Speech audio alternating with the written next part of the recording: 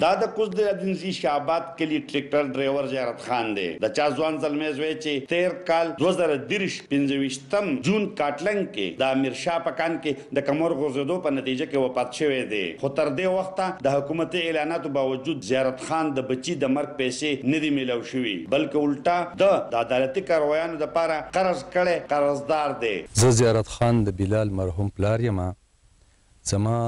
دغه زوی د کار کسبو او په ساول ډیر د امین شاه د لیز هولډر په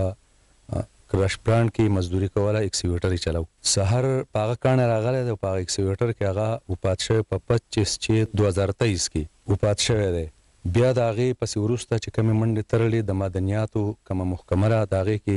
نمردان د ډي سي صاحب او د لیبر کوډ ټولې منډې تړلې ما وهلي دي کاغذونه د لیبر کوډه پورې رسېدلي دي تر نن تاریخه پورې زما سره په هغې کې چا د وسه پورې څه مرسته نه ده کړې.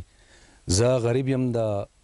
خپل ژوند مې ښه د ټیکټر په مزدورۍ تېر کړی دی. هم کاغذونه چې تاسو وکړه دا ټول ما وړي دي اخري د صوبای مستحقه پورې پسې زه رسېدلی یم هغو راته ویل چې د موږ سره داسې نه کېږي او په دغسې پاتې شي دا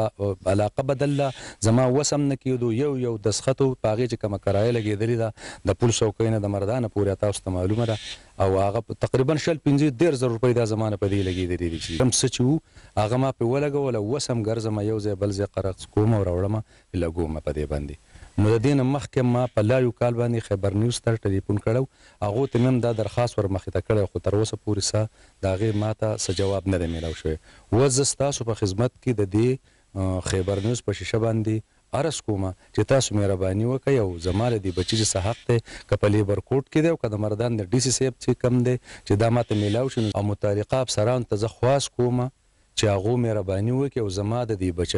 بچي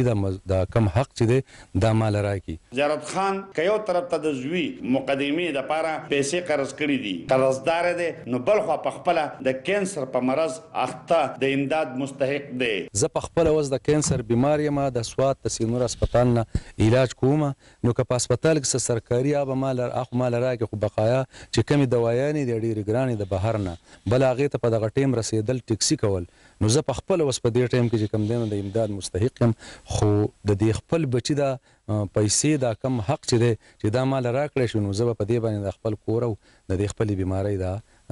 دغه وکړم. د زیارت خان د زوی د مرګ په معامله کې د کان لیز مالک په دوکا د دنه د 3 لک روپو د روغې کاغذ هم دستخط کړی دی. د شعبات د زیارت خان بچنګې د کاټلنګ په ماین کې په 15 جون کال 2023 کې په حق رسېدلی و. د منډې وهلې دي د هغې پیسې هم دته تر اوسه پورې نه دي میلاو. اوس دی په خپله